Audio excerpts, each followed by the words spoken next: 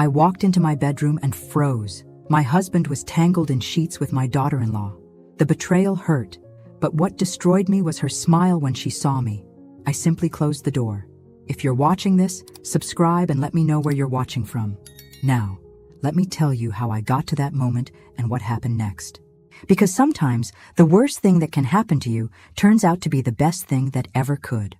My name is Dorothy Williams, but everyone calls me Dot.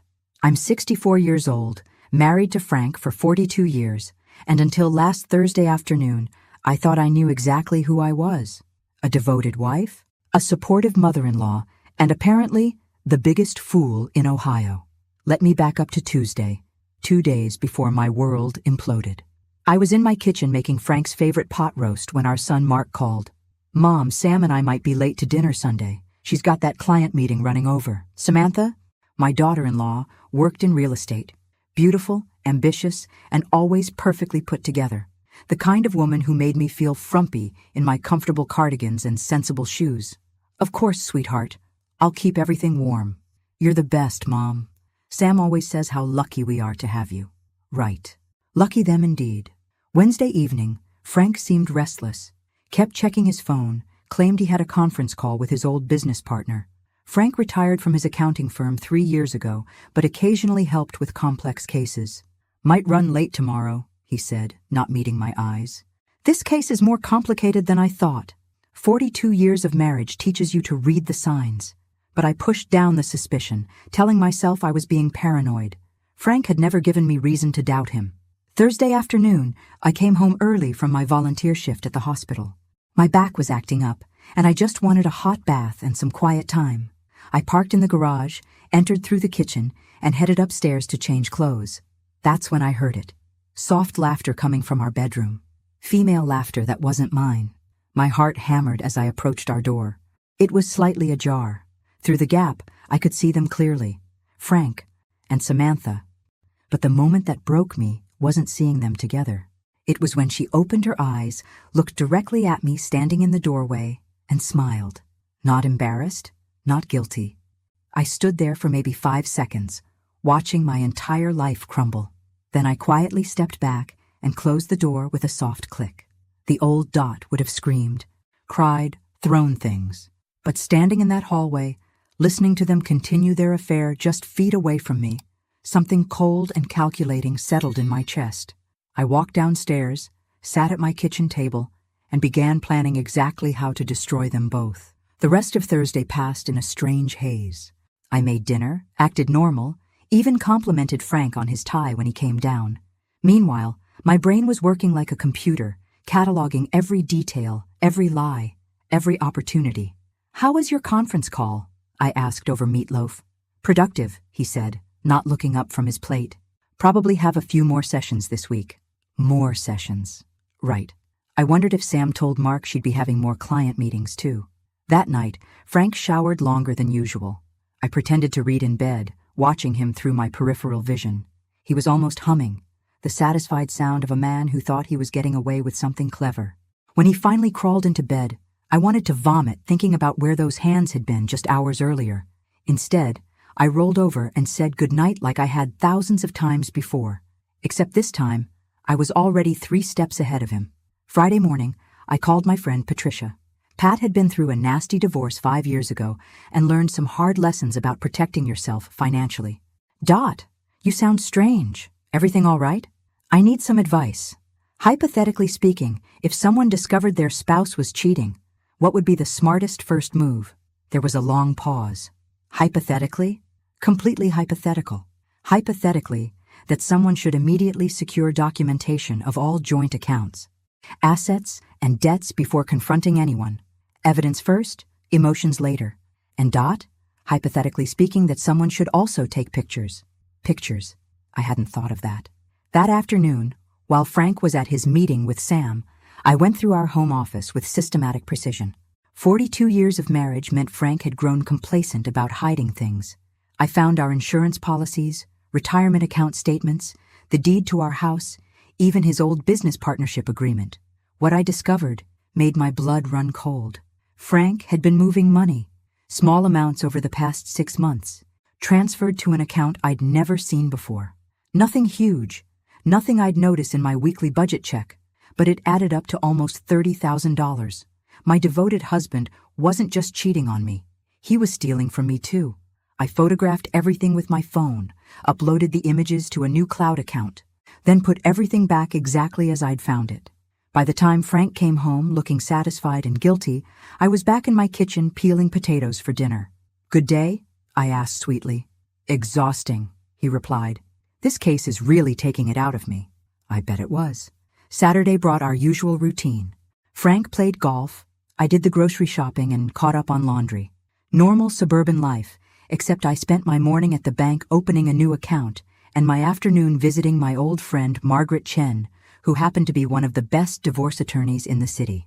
"Dot Williams," Margaret said, genuine surprise in her voice. "I haven't seen you in years. How's Frank?" "That's actually why I'm here." I laid out everything, the affair, the money transfers, the systematic deception. Margaret listened without interruption, occasionally making notes. When I finished, she leaned back in her chair. "How long do you think this has been going on?" "Based on the bank records? At least 6 months. But knowing Sam, probably longer." "And you're certain you want to proceed?" I thought about Sam's smile, about Frank's lies, about 42 years of devotion being thrown away for some midlife excitement. "I've never been more certain of anything in my life." Margaret smiled grimly. "Then let's make sure they never see it coming." Sunday dinner arrived like a performance, where everyone knew their lines except the audience. Frank carved the roast with his usual precision, while Sam complimented my green bean casserole. Mark talked about work, completely oblivious to the undercurrents swirling around my dining room table. "Mom, this is delicious," Sam said, her voice warm with false affection. "You really outdid yourself." I watched her fork another bite, wondering how someone could sit at my table, eat my food, and smile at me after what she'd done. The audacity was almost impressive. "Thank you, dear. I put extra love into it this time." Frank choked slightly on his wine. Sam's eyes flicked to his, just for a second, but I caught it. They had signals now, little glances and shared secrets. How romantic. After dinner, while the men watched football, Sam helped me clear dishes. We worked in my kitchen, side by side, like we had dozens of times before. Except now I knew exactly what those perfectly manicured hands had been doing. "Dot," she said quietly, "I wanted to thank you again for recommending me to the Hendersons. That commission really helped us out." "Of course, sweetheart. Family helps family." She smiled that same triumphant smile I'd seen Thursday afternoon. "You're the best mother-in-law anyone could ask for." The urge to throw my good china at her lying face was almost overwhelming. Instead, I smiled back and handed her another plate to dry. I try my best. Monday morning brought phase 2 of my plan. While Frank was at the gym, or so he claimed, I called Mark at work. "Mom, everything okay? You never call this early." "I'm fine, honey. I just wanted to ask about Sam's work schedule. I'm planning a surprise birthday party for Mrs. Henderson, and I thought Sam might want to help coordinate since she knows her preferences." "Oh, that's sweet, Mom. But Sam's schedule is crazy right now. She's got these big client meetings almost every afternoon this week. Yesterday she didn't get home until after 10. My stomach twisted. Yesterday was Sunday. We'd had dinner together until 7. Then Sam had left with Mark around 8:30. What client meeting happens on a Sunday night until 10? "Well, I'm sure she's working very hard." "Yeah, this new client is really demanding. High maintenance. You know how it is." High maintenance indeed. After hanging up, I sat in my kitchen staring at my coffee mug. A gift from Mark, last Mother's Day. "World's best mom," in cheerful blue letters. The irony was suffocating. My phone rang, Frank's number. "Hi, sweetheart," I answered, proud of how normal my voice sounded. "Hey, Dot, I'm going to be late again tonight. This case is really heating up." "Of course it is. Will you be home for dinner?" "Better not count on it." "Don't wait up." The call ended, and I found myself laughing. Actually laughing out loud in my empty kitchen. The sheer brazenness of it all was almost admirable. They thought they were so clever, so sophisticated with their little affair. They had no idea what was coming. I spent the rest of Monday implementing Margaret's advice. Every joint account, every shared asset, every piece of our financial life got documented and secured. I opened my own checking account, rerouted my Social Security direct deposit, and changed the passwords on everything I could access. By Tuesday morning, I was ready for phase 3. I called Sam's real estate office. Williams Realty, this is Jessica. Hi Jessica, this is Dorothy Williams, Sam's mother-in-law. I was hoping to surprise her with lunch today. Could you tell me when might be a good time? I know she's been so busy with that demanding new client. There was a pause. Mrs. Williams, Sam actually took the week off. She said she was going to visit her sister in Michigan. Didn't she tell you? My blood went cold. Oh, of course. I must have gotten my weeks confused. Thank you, dear. I hung up and stared at the phone. Sam hadn't taken time off to visit her sister. She'd taken time off to spend entire days with my husband while I volunteered at the hospital and ran errands around town like the oblivious fool they thought I was. But this lie was going to be their undoing. Because now I had exactly what Margaret said I'd need. Concrete evidence of deception that even Mark couldn't ignore. Time to watch their perfect little world implode. Wednesday morning, I woke up with the kind of clarity that comes from finally understanding exactly what you're dealing with. Frank was already downstairs, probably planning his day of work with my daughter-in-law. Morning, sweetheart, I called cheerfully as I entered the kitchen. He jumped slightly, spilling coffee on his shirt. Morning, Dot. You're up early. Couldn't sleep. Too excited about today. His face went pale. Excited about what? Oh, I thought I'd surprise Sam with a visit. Maybe take her to lunch while she's off work this week. Frank's coffee mug slipped from his hand and shattered on the floor. Off work? I tilted my head innocently. Didn't Mark tell you? Sam took the week off to visit her sister in Michigan. Such a devoted daughter, that Sam. Though I'm surprised she didn't mention it to you during your conference calls. I watched Frank's face cycle through confusion, panic, and something that looked like admiration. He realized I knew, but he couldn't figure out how much. I should get going. Big day ahead. I'm sure it is. Give my love to your business partner. 20 minutes after Frank left, his phone rang on the kitchen counter. He'd forgotten it in his panic. The caller ID read, Sam. I answered on the 4th ring. Frank? Thank God. I've been trying to call you. Something's wrong. Dorothy knows something. She called my office asking about lunch, and Jessica told her I took the week off. She knows, Frank. She knows. This isn't Frank. Dead silence. Then a whispered, oh God. Hello, Samantha. Having a nice week off in Michigan? Dot. I can explain. I'm sure you can. You're very creative. But here's what's going to happen. You're going to come to my house right now. Frank will already be here by the time you arrive. I'm calling him next. We're going to have a little family meeting. Dot, please, this isn't what you think. Samantha, you have exactly 30 minutes to get here.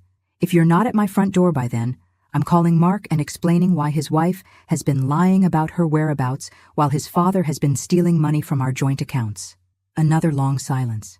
You know about the money? I know about everything. 30 minutes.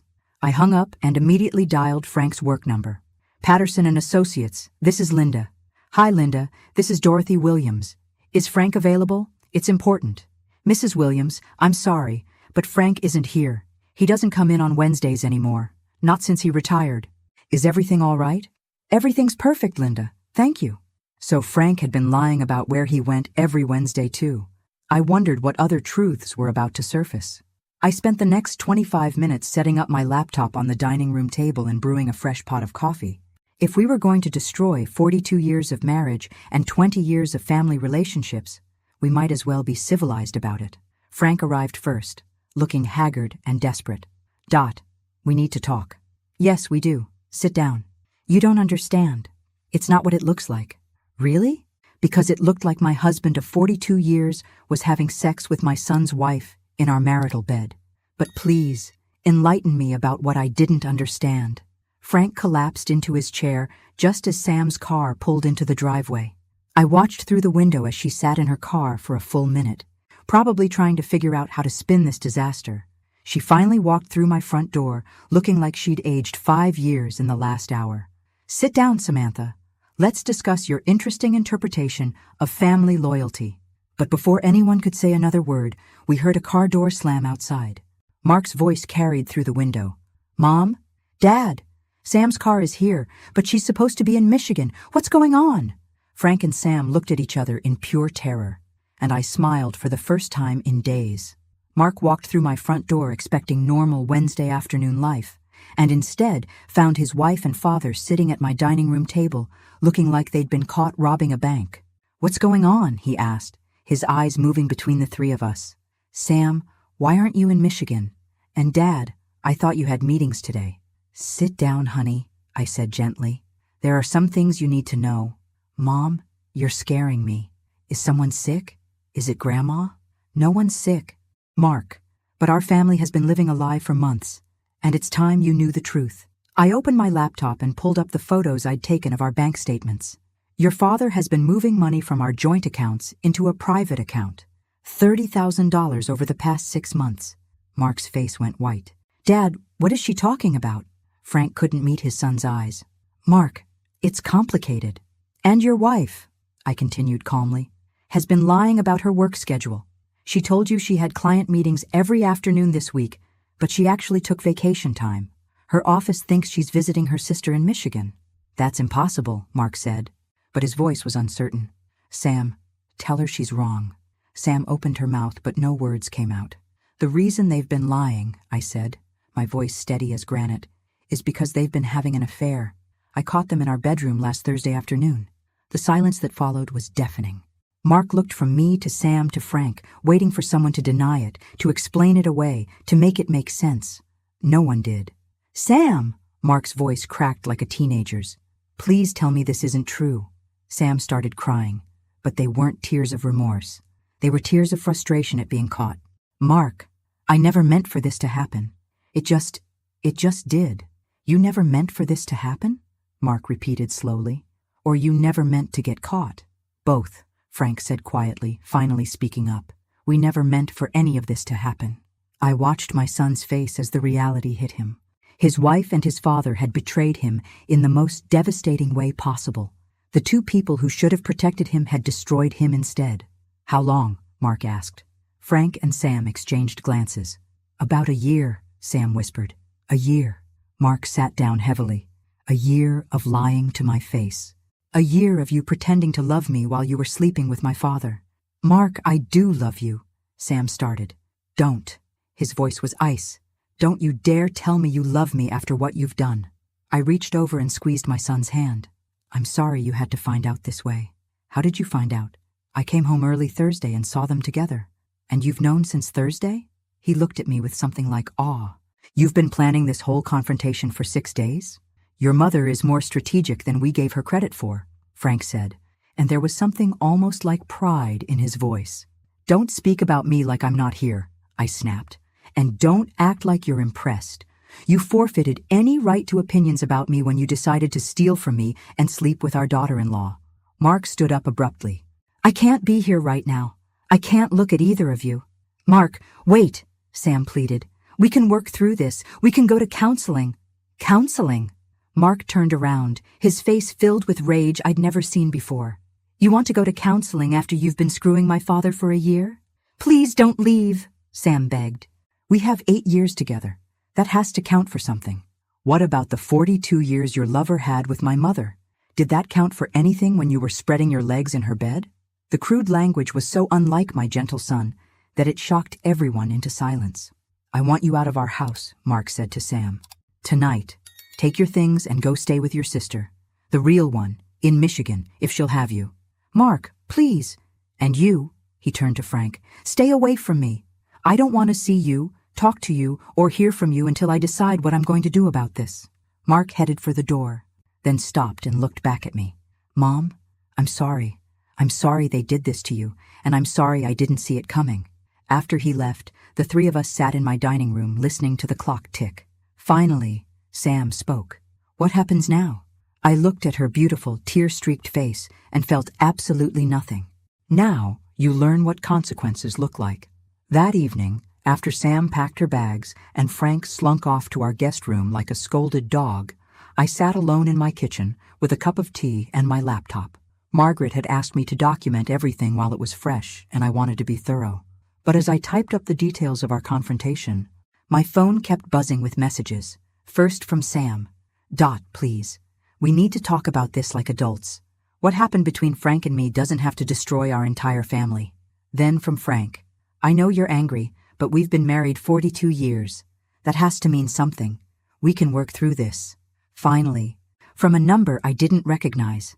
Mrs. Williams, this is Amy Henderson from Williams Realty. Sam asked me to call you. She's very upset and wondering if you could reconsider some of the things you said today. The audacity was breathtaking. Even now, even caught red-handed, they were trying to manipulate me. Sam had actually asked her co-worker to call and plead her case, as if this was some misunderstanding that could be smoothed over with the right words. I deleted all the messages without responding and called Margaret instead. "How did it go?" she asked. "Exactly as you predicted. They're already trying to minimize it and make me look like the unreasonable one. That's standard. Don't let them back in your head, Dot." "I won't. But there's something else." When I told Mark about the money Frank moved, he looked shocked. Not just hurt, actually shocked. I think Frank might have been stealing from Mark too. There was a pause. "We should look into that. If Frank has been accessing accounts that belong to Mark, that's a whole different level of theft." The next morning brought exactly what Margaret had warned me about. Frank knocked on the bedroom door. Our bedroom, which I'd reclaimed by moving his clothes to the guest room. "Dot, I brought you coffee. Leave it by the door. Please, can we talk? Really talk? We talked yesterday. I said everything I needed to say. I love you, Dot. I know I screwed up, but I love you." I opened the door and looked at my husband. In the morning light, he looked older than his 66 years. Tired, desperate, and finally understanding that his actions had consequences. "Frank, you don't love me. You love the idea of me. You love having someone to cook your meals and wash your clothes and pay half the bills while you play house with younger women. But you don't love me." "That's not true. If you loved me, you wouldn't have stolen our money to impress your mistress. If you loved me, you wouldn't have brought her into our bed. And if you loved me, you wouldn't be standing here trying to convince me to pretend it never happened." I started to close the door, but he put his hand out to stop me. "What do you want me to do? Beg? I'll beg. I'll do anything to fix this." "You can't fix this, Frank. Some things, once broken, can't be repaired." That afternoon, Mark called. "Mom, I've been thinking about what you said yesterday, about Dad moving money around. I checked my accounts, and there are some irregularities I don't understand." My heart sank. "What kind of irregularities? Remember when Sam and I bought the new car last year? Dad helped us with the paperwork since he knows about financing, but there are charges on my credit card that I don't remember making, and my savings account is missing about $8,000. Oh, honey, I think Dad might have stolen from me too. Used my information to take out credit in my name or something. Mom, what if this is worse than we thought?" That evening, I called an emergency meeting. Not with Frank and Sam this time, but with Mark and Margaret. We sat around my dining room table with bank statements, credit reports, and a growing sense of horror. Frank hadn't just stolen $30,000 from our joint accounts. He'd stolen $8,000 from Mark, opened credit cards in my name that I'd never seen, and somehow accessed Mark's investment account to make unauthorized withdrawals. "This isn't just an affair," Margaret said grimly. "This is systematic financial fraud. Frank could go to prison for this." Mark was staring at the papers spread across my table. "Mom, he stole from both of us to fund his affair with my wife." The scope of the betrayal was staggering. It wasn't just about sex or midlife crisis, or even falling out of love. Frank had systematically robbed his own family to finance his relationship with Sam. "What do we do now?" Mark asked. Margaret looked at both of us. "That depends. How far are you willing to take this?" I thought about Frank upstairs in the guest room, probably planning his next attempt at manipulation. I thought about Sam, staying at some hotel, texting her co-workers to plead her case.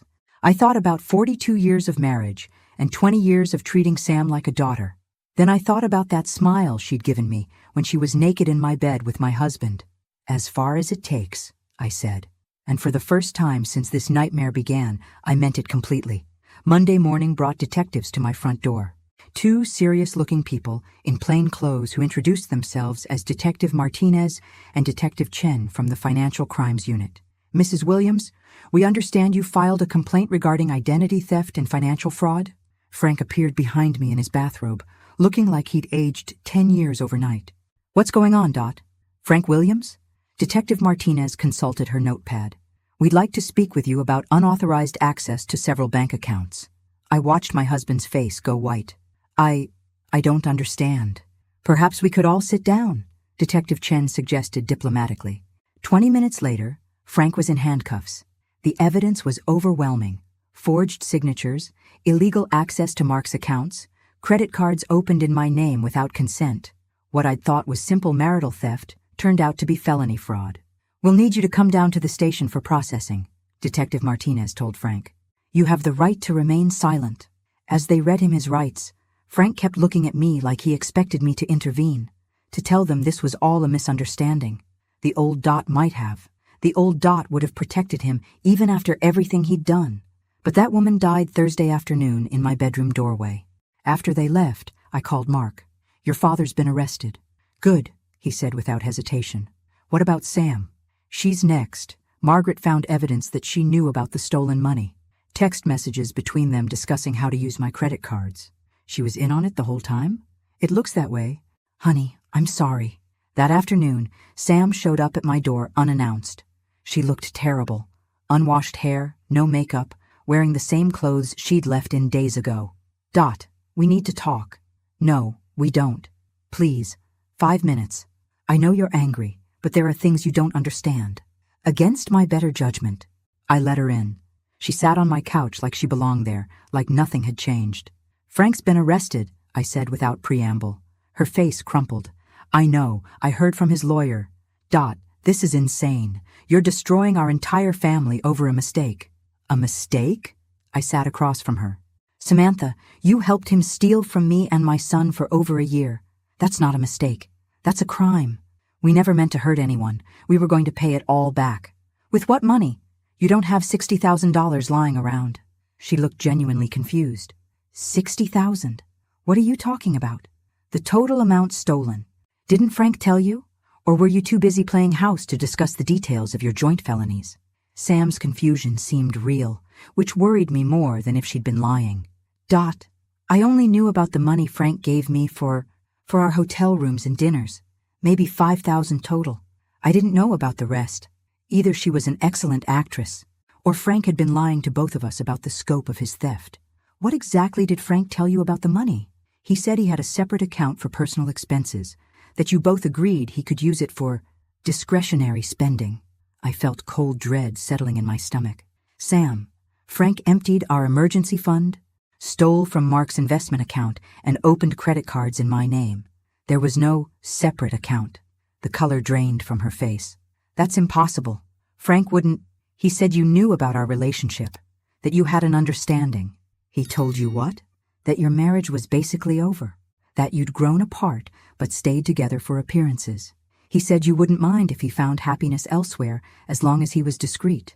I stared at her, finally understanding the full scope of Frank's manipulation. He hadn't just stolen our money and betrayed our marriage. He'd convinced a naive young woman that I was complicit in my own destruction. "Samantha, I had no idea about any of this until I caught you in my bed." She started crying then, real tears this time. Oh God, what have I done?" But before I could answer, we heard a car in the driveway. Through the window I saw Mark pulling up, his face thunderous. This was about to get much worse. Mark burst through my front door like an avenging angel. "What is she doing here?" "Mark, please." Sam stood up, her hands outstretched. "I need to explain." "Explain what? How you helped my father steal from my mother?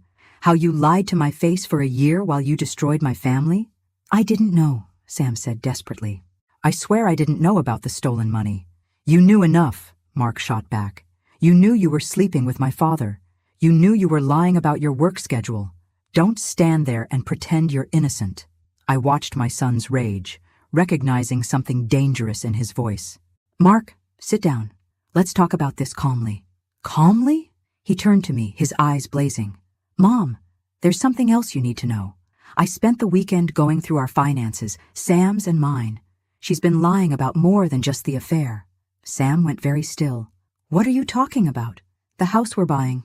The one we're supposed to close on next month. Sam told me her parents were giving us $50,000 for the down payment. But when I called them yesterday to coordinate the wire transfer, they had no idea what I was talking about." My stomach dropped. "Where did you think the money was coming from?" "Sam, I thought Frank was going to help us." "With stolen money," Mark said flatly. "You were planning to use money stolen from my mother to buy a house with me." "That's not how it was supposed to work," Sam protested, but her voice lacked conviction. "How was it supposed to work?" I asked. Sam collapsed back onto the couch. "Frank said he had investment money, Money from his old business that he'd been saving.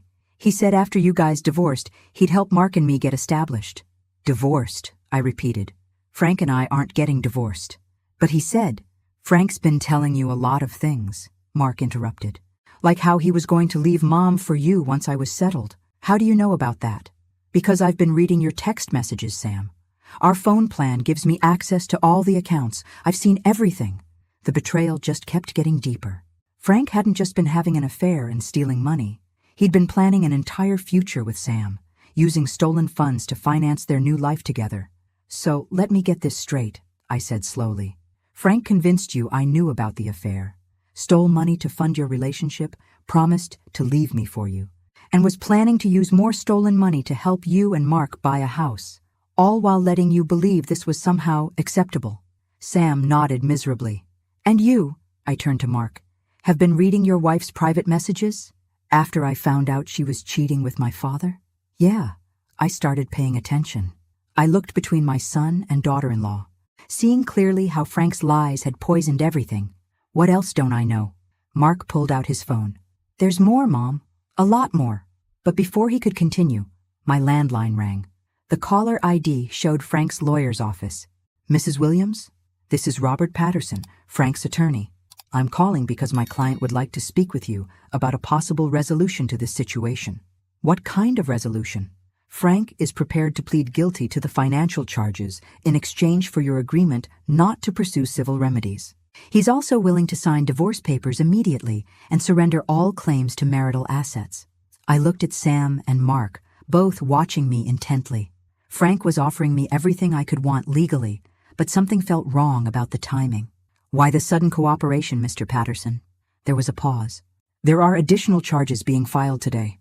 Charges that could result in significant prison time. Frank is hoping to minimize the damage to his family. What additional charges? Mrs. Williams, I think it would be better if we discuss this in person. Are you available this afternoon? After I hung up, the three of us sat in silence. Finally, Sam spoke. I need to know everything Frank told you, I said to her. Every lie, every promise, every plan. Because if his lawyer is scared, there's something much bigger going on here. And I was starting to suspect I knew exactly what it was. Robert Patterson's office felt like a funeral parlor. Thick carpet, heavy drapes, and an air of barely contained disaster. Frank sat beside his lawyer, looking like a broken man, his expensive suit wrinkled and his confidence completely gone. Thank you for coming, Mrs. Williams, Patterson said. We have a situation. Don't we always? I replied, taking the seat across from them. Patterson slid a folder across his desk. The district attorney has expanded the investigation. They've discovered additional fraudulent activity going back 3 years. 3 years. Frank and I had been having problems for 3 years, and apparently he'd been stealing from me the entire time. How much are we talking about? Including interest and penalties, approximately $200,000. The number hit me like a physical blow. Frank had stolen enough money to buy a house, and I'd never noticed because he'd been careful, strategic, taking just enough to fly under my radar. Frank's been running what amounts to a personal hedge fund, Patterson continued, using stolen money to make investments, keeping the profits, and replacing just enough of the principal to avoid detection. I turned to look at Frank directly for the first time since entering the office. You've been stealing from me for 3 years. He nodded without meeting my eyes. The affair with Sam, the lies about work meetings, even this office meeting. It's all been about covering up the fact that you're a thief. It wasn't supposed to go this far, Frank said quietly. I made some bad investments early on. I was trying to make the money back before you noticed. But you didn't make it back. You lost more. The relationship with Sam happened because I was stressed about the money. She was kind to me, understanding. It just developed. You mean you manipulated a vulnerable young woman into an affair to distract from the fact that you were robbing your wife? Patterson cleared his throat uncomfortably. Mrs. Williams, Frank is prepared to make a full confession and cooperate completely with authorities. In exchange, we're hoping you might consider a plea agreement that would keep him out of prison. Why would I do that? Because if this goes to trial, every detail of your private life will become public record. The affair, the financial issues, Mark's involvement, everything. It was a threat wrapped in legal language, but a threat nonetheless. Protect Frank's reputation and privacy, or watch our family's destruction play out in open court. What does Mark think about this? Mark doesn't know about the full extent of the theft yet, Frank said. I was hoping we could resolve this quietly. That's when I understood. Frank wasn't trying to protect me or our family from embarrassment. He was trying to protect himself from Mark's rage. You're afraid of your own son. Frank finally looked at me. Mark trusted me with his financial future. I've been managing his retirement accounts, his investment portfolio, everything. If he finds out what I've really done? What have you really done, Frank? Patterson and Frank exchanged glances. Perhaps we should call Mark and have him join us, Patterson suggested. No, I said firmly. Tell me now. Frank's voice was barely a whisper. I used Mark's accounts too. His retirement fund, his college savings for the kids he and Sam want to have someday. All of it. The room went silent except for the ticking of Patterson's antique clock. Frank hadn't just stolen from me. He'd stolen his son's entire future. How much? Everything. There's nothing left. I stood up abruptly. Mr. Patterson, you can tell your client that there will be no plea agreement. Frank can face the consequences of his choices in court, in front of everyone he's betrayed. Mrs. Williams, please reconsider. I'm done considering anything. Frank made his choices. Now he gets to live with them. As I reached the door, Frank called out desperately, Dot, please, I love you. I've always loved you. I turned back one last time. Frank, you don't steal from people you love. You steal from people you think are too stupid to notice. The drive home gave me time to think about what I had to do next. Mark deserved to know the truth about his financial situation. Sam deserved to know the full scope of Frank's manipulation. And I deserved to finally stop protecting people who had never protected me.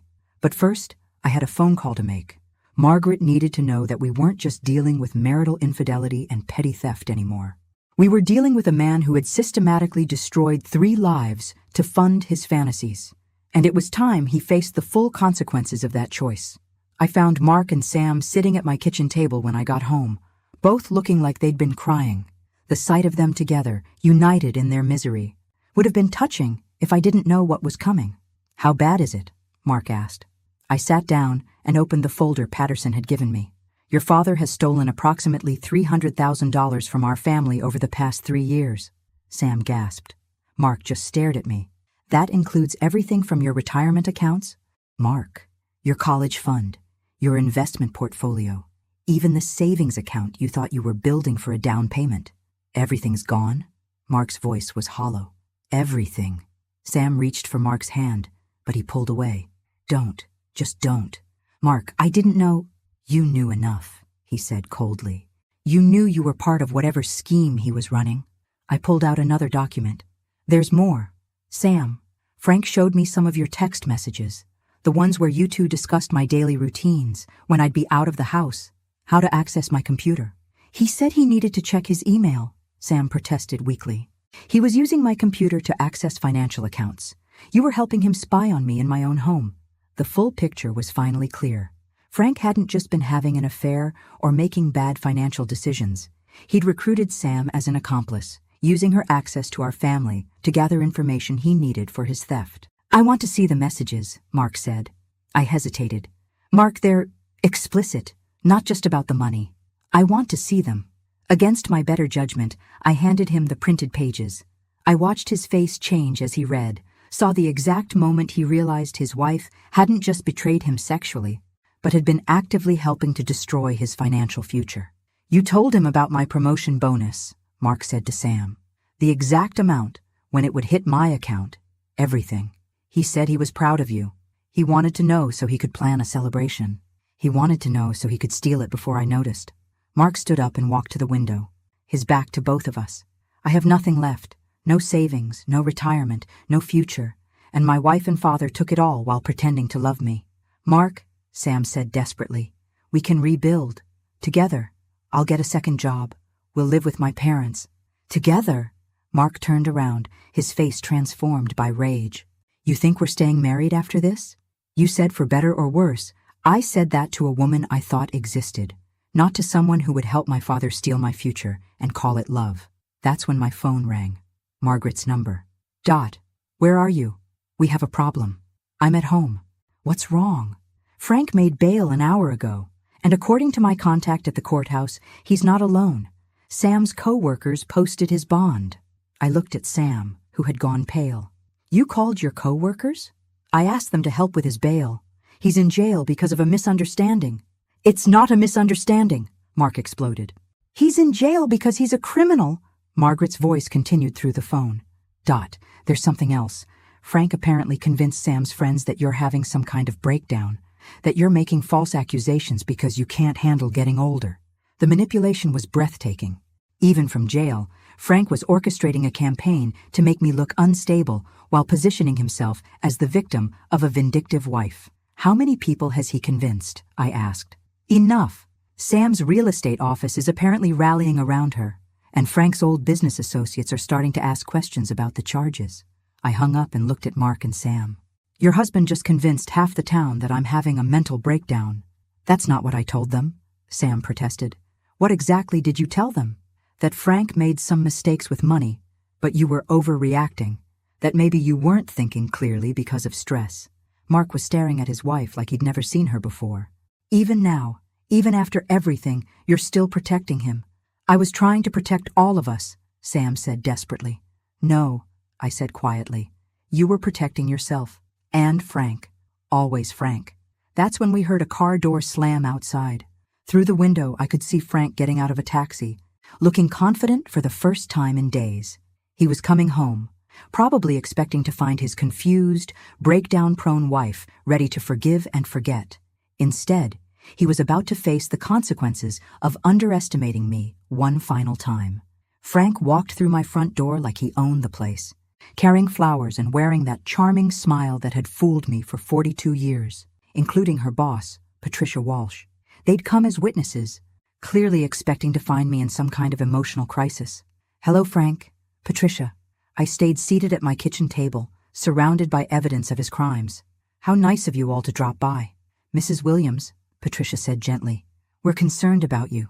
Sam told us you've been under a lot of stress lately, and we think there might be some misunderstandings about Frank's business dealings.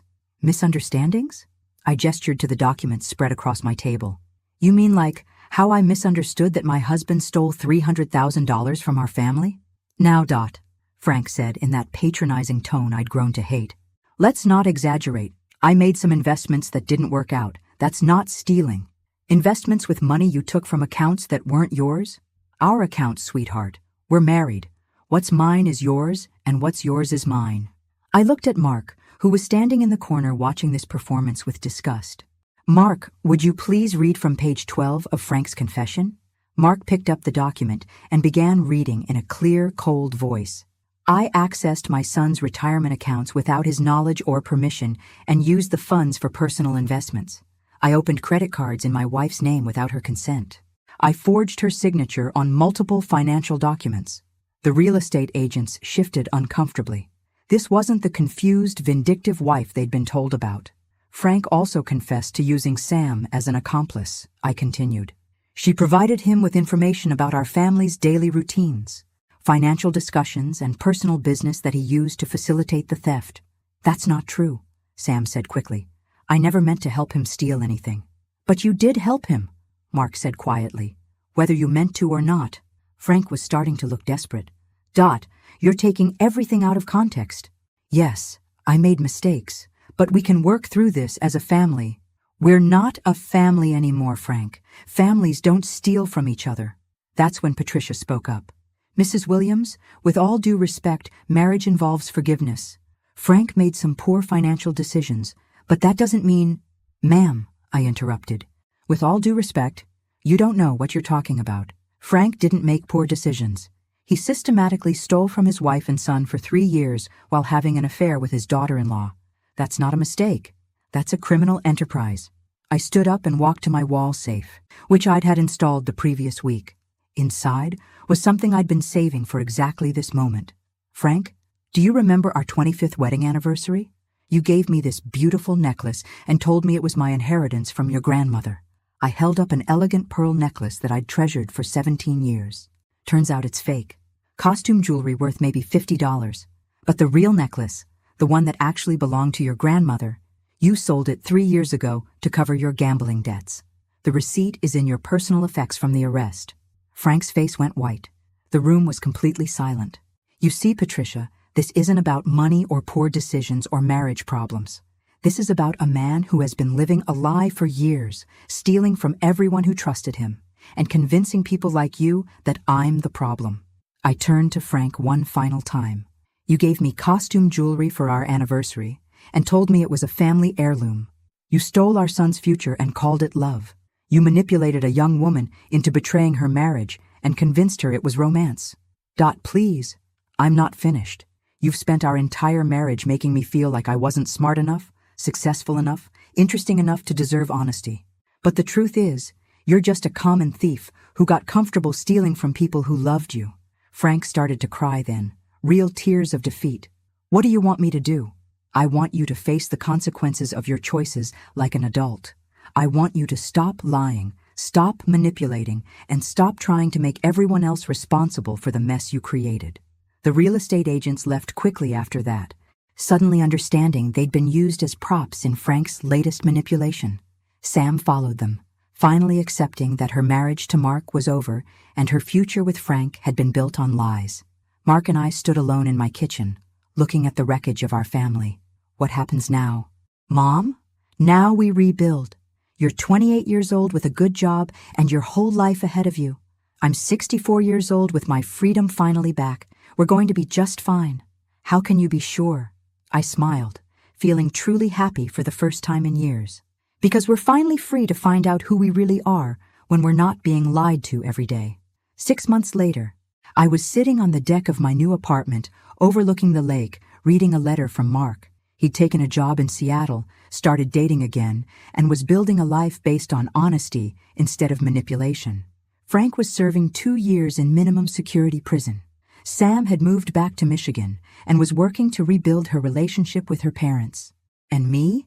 I was learning to live without constantly looking over my shoulder, waiting for the next lie or betrayal. It turned out freedom was something you had to fight for, but once you had it, it was worth everything you'd lost along the way. Sometimes the worst thing that happens to you really is the best thing that could have happened. You just have to be brave enough to walk through the fire to find out what's waiting on the other side. Thanks for listening. Don't forget to subscribe and feel free to share your story in the comments. Your voice matters.